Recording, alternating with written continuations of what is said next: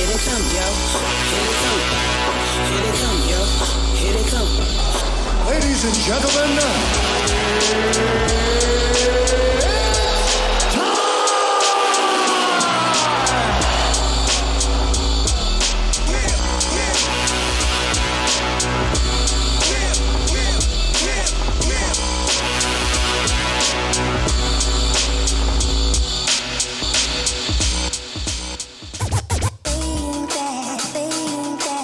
What up, what up, what up, what up, what up?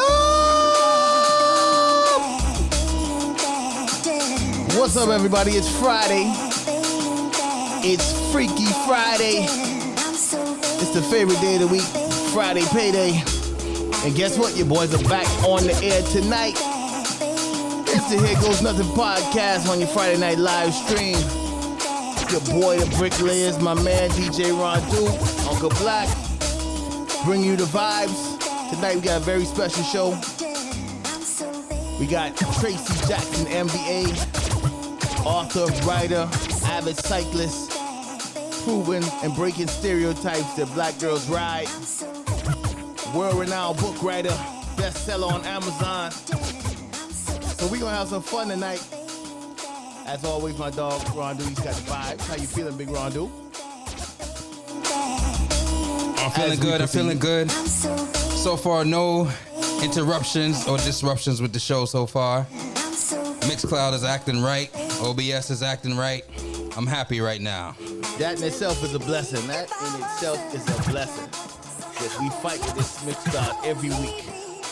So, without further ado, you want to get right into this? I hope everybody had a good week.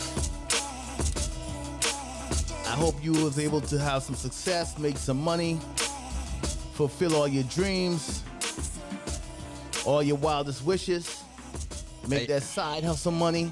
Yo, this beat is hard. Who made this beat, man? I don't know, but that dude need a medal, man. He need a Nobel Peace Prize for making them kind of fire beats. This is fire right here. It's fire. That's what I'm talking about, man. You know, you might want to kick a verse. That's what it is. It's the Here Goes Nothing podcast, the HGN Friday night live stream. The Bricklayers in the building tonight, feeling good. It's been a long while. It's been a long time since we've been able to get back. Last week we were here. We started late. Had a lot of technical difficulties. OBS live stream was just not working in our favor. But tonight we are here live and direct.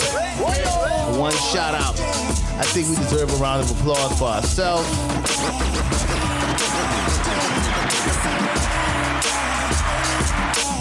I'm going to give a round of applause to my DJ Ron Du. Hope everybody's tuning in. We are ready. All the way live, Ron Du. You want to bring it in? Like I said, in about 10-15, we're going to have Tracey Jackson MBA, world-renowned author, writer, avid cyclist. Black girls do rock. Until then, we're going to bring the vibes. Booyah! Good. Round of applause. Round of applause for Tracey MBA Jackson. Can't forget the MBA. Can't forget that. Must. So what's happening? I'm here on a Friday night, hanging out with you guys. I have a bike ride tomorrow. So I just got finished setting up my water bottles and laying out my kit, as so they call, and just here chilling. Yeah. Chilling, that's it? Come on, man. We know you got more going on than that. You know what? I really do, but I always think about, I'm just chilling right now. That just helps keep me centered, and it just helps keep me focused, and it helps keep me from not like going off the deep end. The deep end. Yeah. So tell us a little bit about yourself. Yes, you know the drill. That's just all about I'm sure you've seen the show. Let the world know who and what you do and who you are. Oh, okay, cool. Your background, education, all that. Where you from? Where you born? Your background. Your cousin, where your mama from? Your descendants. My whole your lineage. Okay, great. Yeah, what tribe? Can you trace Africa it back to from? African tribe? Yeah. Okay. Yeah, my name is Tracey Jackson. Born in Brooklyn. Brooklyn in the house. No applause for that, though. No applause. No applause. I'm giving you applause, Don't bro. do that. I love Brooklyn, man. When I go to New Man, York, forget Brooklyn. When I go to New York, I love Brooklyn. Boo. Always the Bronx. Yes, it's the Bronx. It's a little gentrified, but I like it. My name is Tracey Jackson, born in Brooklyn to two very, very, very, very vivacious Jamaican parents. Give her a round of applause, please, for that. Round of applause. There you go. There you go. Round of applause for the West Indian heritage. Yes, Jamaican heritage picnic. Wait. How Jamaican? Let me see. Did you ever get beat with a dishcloth? Heck yeah. Okay. Watch out. Dishcloths. Shoes, slippers? Shoes. Right? Switch. Did you pick your own switch? No. Oh, we used to had to go pick our own Because switch. y'all had bushes where y'all live. We live in. And you couldn't come back with no flimsy switch. My mom, she was responsible for all the beatings. So if I went and picked my own switch, it just wouldn't be effective. I would come back with like the thinnest palm branch, and it's just no. So she used to go outside and just like pick a branch, and then I didn't know what's going on. I was like, Mom, what you doing with the flop, flop, flop, flop? And it's like, God dang. Your first dance class. Yes, like you got your feet going. You try to go this way, you try to go that way. Oh, I see the dish back there out of many one people. I see that. Give it up. Give it up. Right there. Give it up. Give it up. That's what's up. Are you in your office? You in the office? I'm in my home living room. My That's home dope. library. Did I just say home living room? See, it's after 10 You o'clock. got the feng shui going on. I got my feng shui going on, you know what I'm saying? This is my home library. I got like my book collection here. There's like there's one shelf here, there's like another shelf here. You can't really see, but it's I got a whole lot of books in here. It's a whole lot of books. A lot of reading going on. A whole lot of So reading tell us going about on. the books then. Wait, you ain't tell us more about your background, your education and stuff like that. I keep going about my biography. So I was raised in Miami, unincorporated Dade. Applause for Dave. 305. How you do the symbol on it? I don't know. So it's like 30. Which is Something 305, something like I that. don't know how it goes. Somebody call a trick. Which is now called Miami Gardens. Well, I used to call it North Dade back in the day, but now it's called Miami Gardens. I went to Miami Norland Senior High School, go Vikings, class of 1997. Yes, I just told y'all my age. It don't even matter. It's all right. I went to the Florida Agricultural and Mechanical University.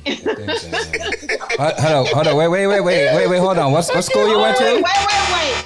Here go the Wildcats about to choose violence. What is it doing? FAMU.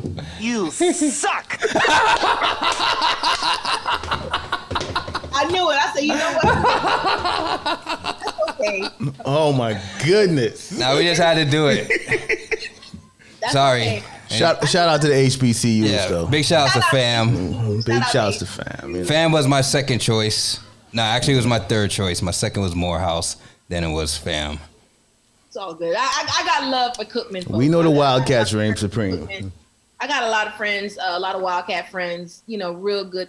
That's a really beautiful thing going on up there in Daytona. Beautiful thing, beautiful campus, beautiful education, beautiful movement going on up there. So, shout out to BCU. You know what I'm saying? Shout out to fam too, because that was wrong of us. That was wrong.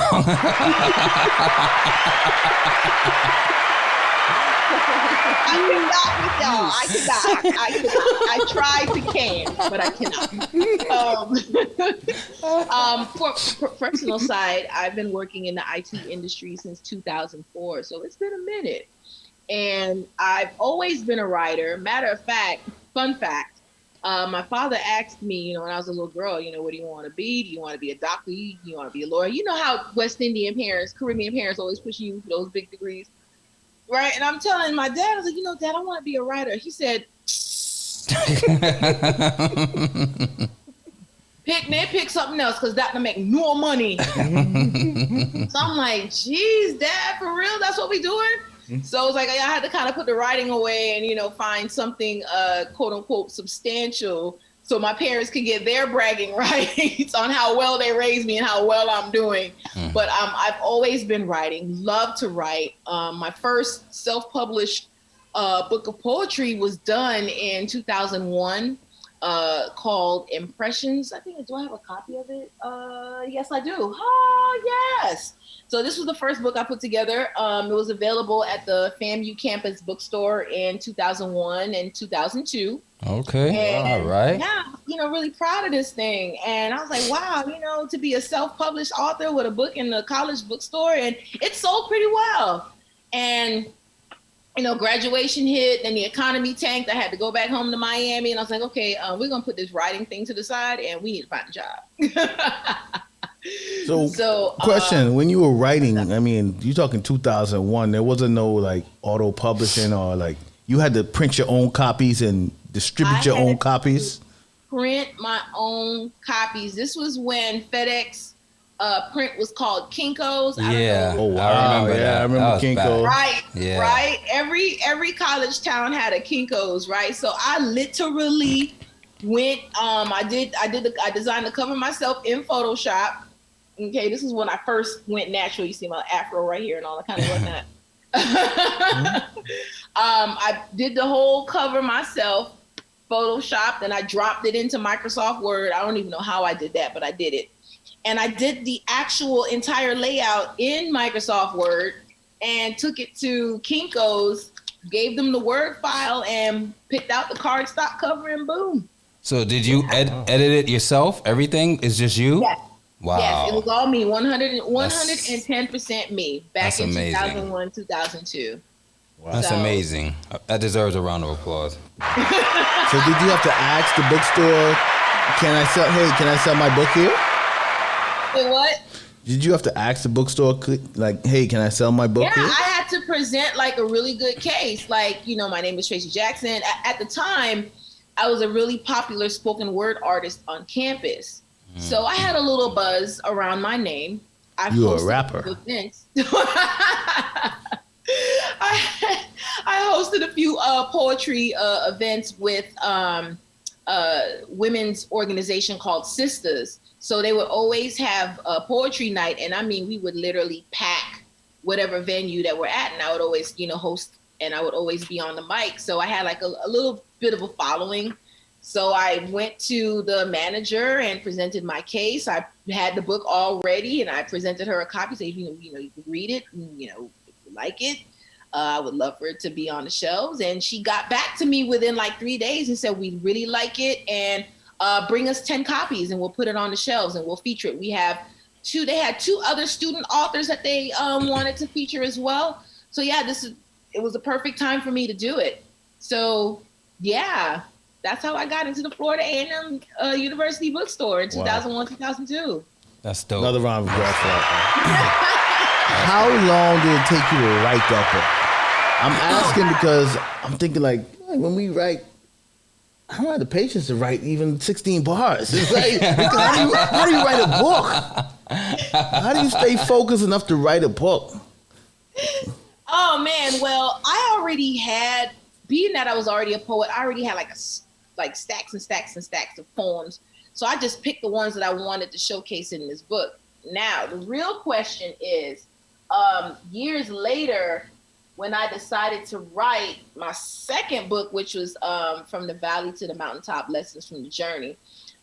These actually started out as journal entries. You know, writers, we always have a journal. We're always writing down our thoughts.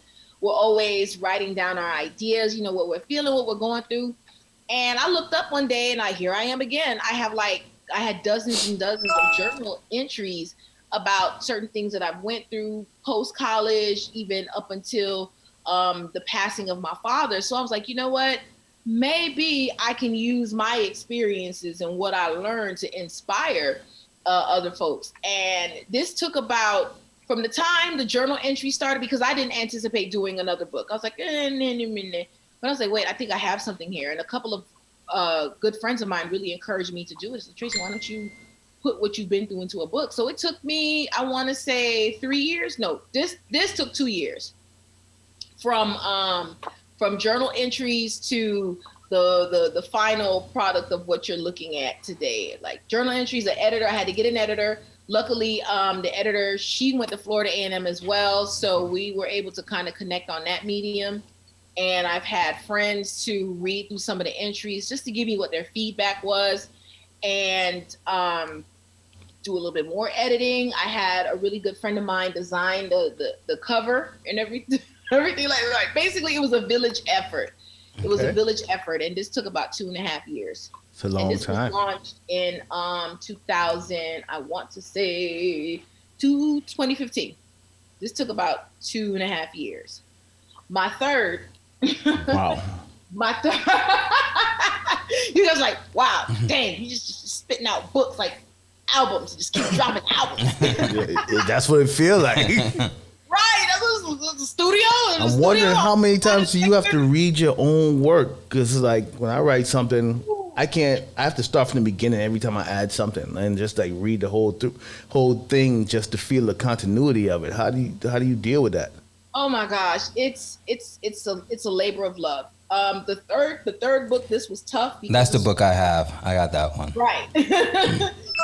This one was tough because it was my first novel. I always had it in my head to write a novel. I was so inspired by Spike Lee's Mo Better Blues.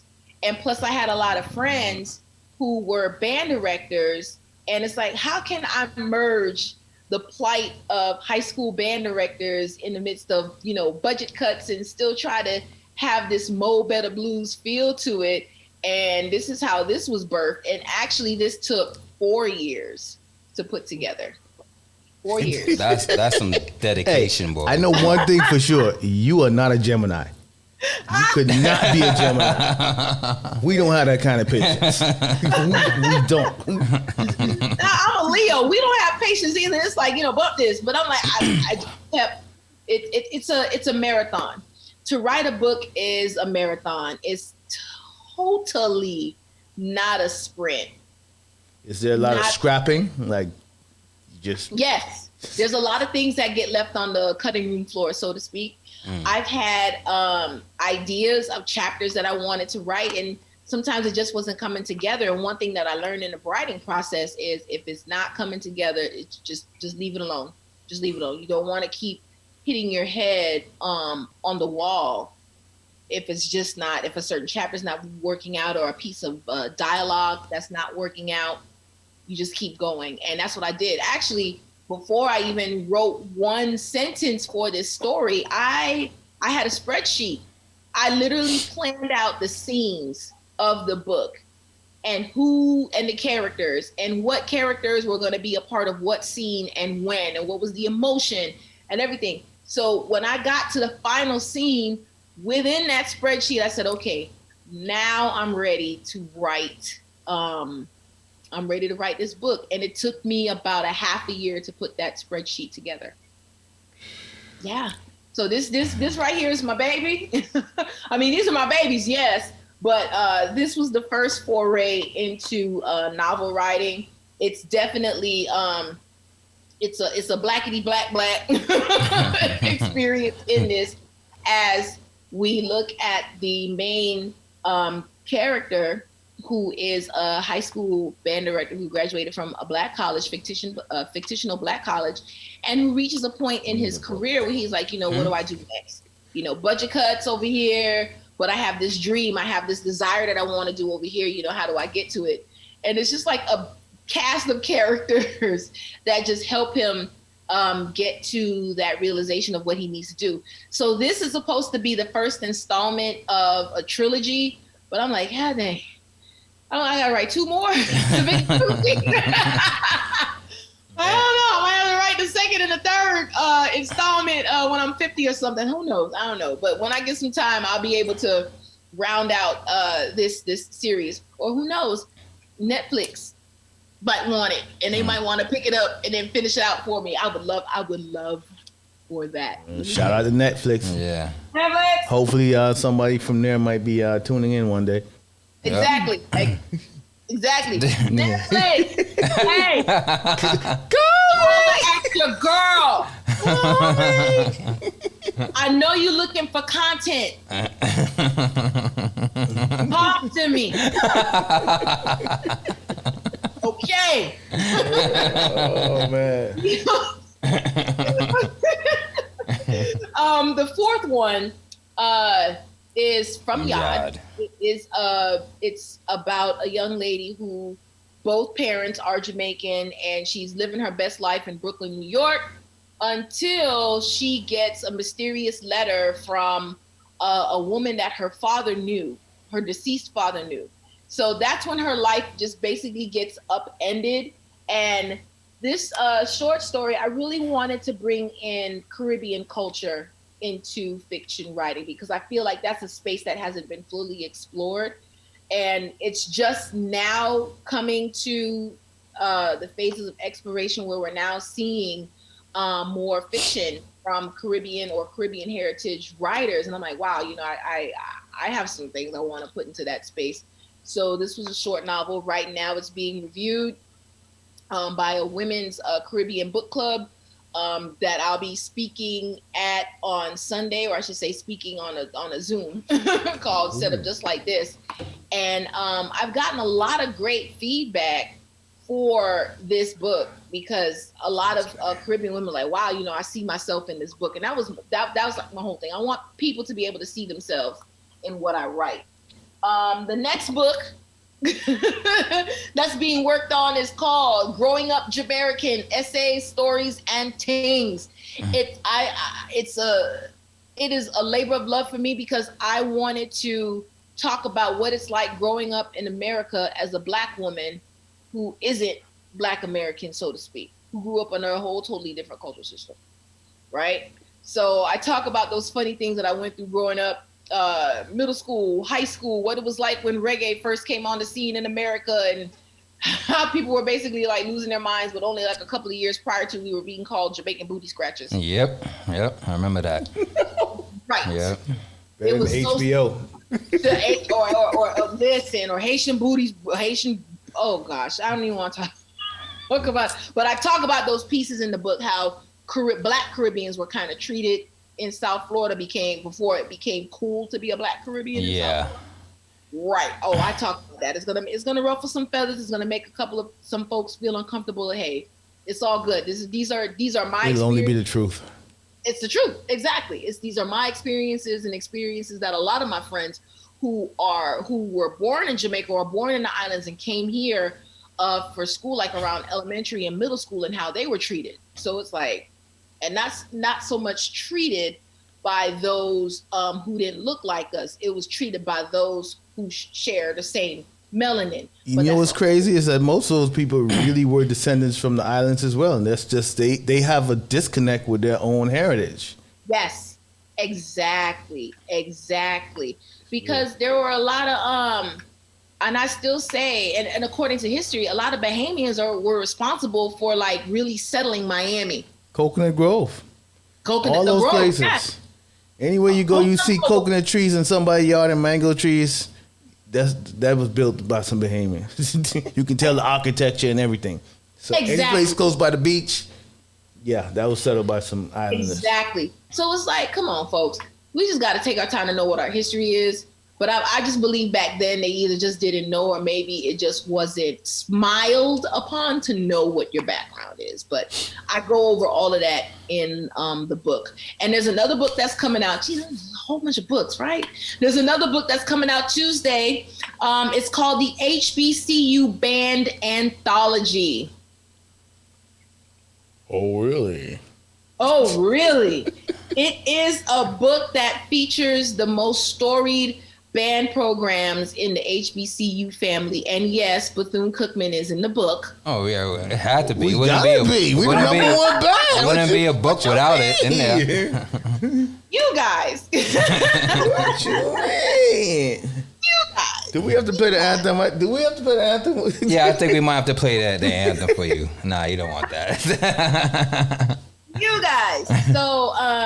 So yes, that's going to be coming out on Tuesday. Your girl's in there.